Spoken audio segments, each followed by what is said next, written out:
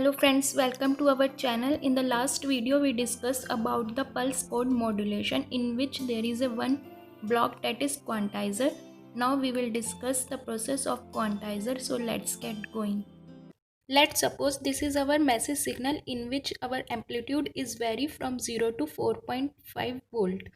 So in the PCM, after the low pass filter, first we passed our message signal through a sampler. The output of the sampler is the message signal where the impulse is present, that is shown in the figure. Then after the sampling, the output of the sampler is passed through a quantizer. What we done in the quantizer, for a particular range of sampled signal, we assign one quantized voltage. As for example, in this figure our amplitude is vary from 0 to 4.5. So this is the total length of the sequence. We divide this length of sequence into equal number of steps. As we divide it from 0.5 to 1.5, then 1.5 to 2.5, then 2.5 to 3.5, as we divide is from 3.5 to 4.5. Then the middle of each step is called as the quantized voltage. So the voltage between 0.5 to 1.5 is 1. So this 1 voltage is called as the quantized voltage.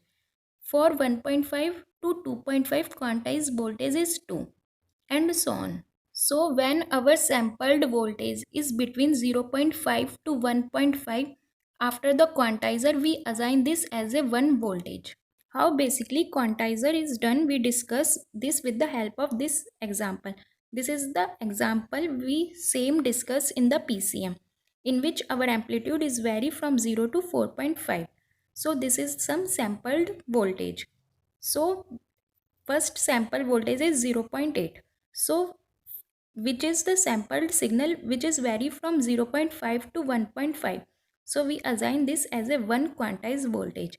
Next sample is 1.2. From the figure it is clear it is between 0.5 to 1.5. So we also assign this as a 1 volt. For sample voltage 2.4, it is vary from 1.5 to 2.5. So we assign this as a 2 quantized voltage. Then quantization error, it is signal voltage minus quantized voltage. For 0.8, quantized error will be found when we subtract 0.8 from 1. So we got minus 0.2 as the quantized error. For 2.4, we subtract 2.4 minus 2. So we got 0.4 as the quantized error. So mean to say is that quantized error can be positive or can be negative. It depends on the value what we take. Now we will see how to find this step size. This is represented by the del, that is dynamic range divided by total length of the sequence, that is L. Dynamic range can be said as the peak to peak voltage, or we can find when we subtract maximum voltage from the minimum voltage. The number of bits per sample, that means for define one sample how many bit we use in the encoded process, that is called as the number of bit per sample, and it is denoted by the small n. And number of quantized level, that is capital L, is defined as the 2 to the power n.